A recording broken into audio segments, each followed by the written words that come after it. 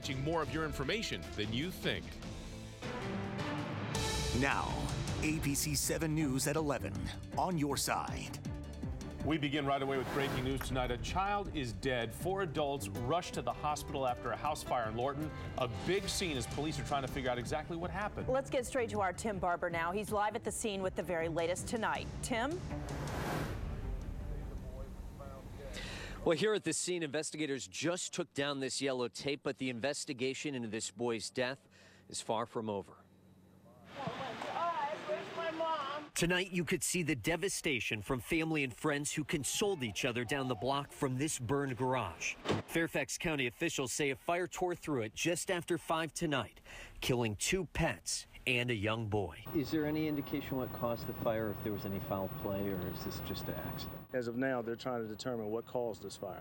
The fire happened on the 8100 block of Arcade Street in Lorton, where a retired firefighter and an off-duty firefighter live. Both of those individuals tried to go inside the house to make a rescue, and they could not get but so far because of the smoke. In all, 4 people were rushed to the hospital, but all 4 are expected to recover. 2 dogs were also rescued. Tonight, family and friends are focused on the boy who lost his life. Investigators are focused on trying to figure out how it happened. And as soon as we get more information about that fire and that little boy, we'll let you know right away.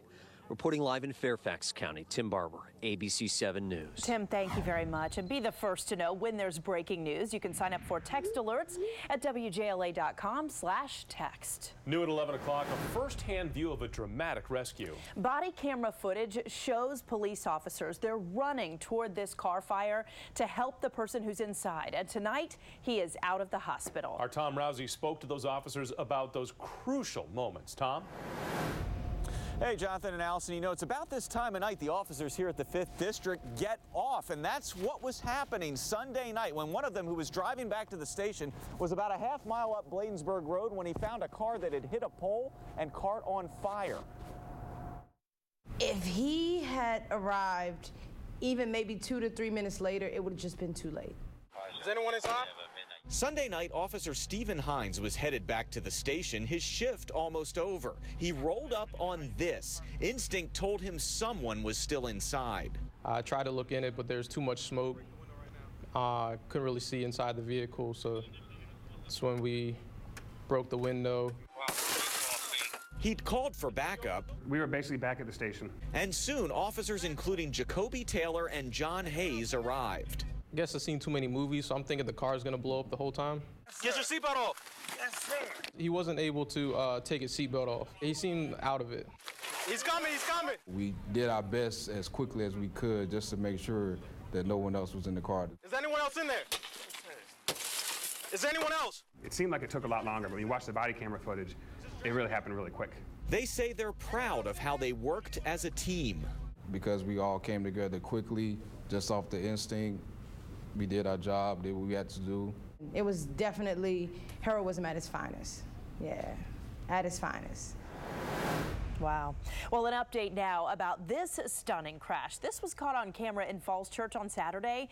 That's a police car hitting a van on Route 7. Well, tonight we found out Police Internal Affairs will be investigating, which police say is standard. The speed limit was 40, but we don't know how fast the officer was going. The good news here, no one was seriously hurt. And this is really tough video to watch. American tourists are among the dead in this plane crash that happened in Australia. Dash cam video shows the horrific aftermath of this plane that crashed into a shopping mall before that mall opened. The pilot was killed along with his 4 passengers. All of them were American golfers that were visiting from Texas. Among them, Greg DeHaving. He was originally from Fairfax County, a 1964 graduate of W.T. Woodson High School. Really, really difficult for all of them. And my heart goes out to my dear sister-in-law and the rest who were there on this trip. Now, the pilot had reported catastrophic engine failure right after takeoff. And there's new information now. A grand jury indicted 5 more people with felony rioting during that inauguration. 214 people have now been indicted for destroying property near 12th and K Streets Northwest. Charges against some of them have already been dismissed. And we are tracking a few showers, mainly west of D.C. as we move through the late evening hours into the overnight. Having a hard time making it to the district.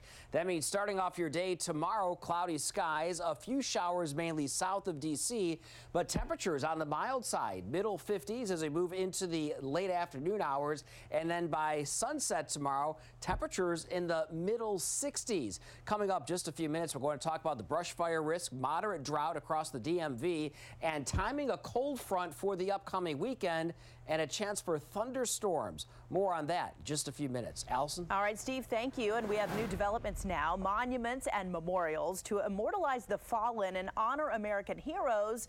Now the target of vandalism. Graffiti found at 4 iconic spots along the National Mall, including the D.C. War Memorial. And that's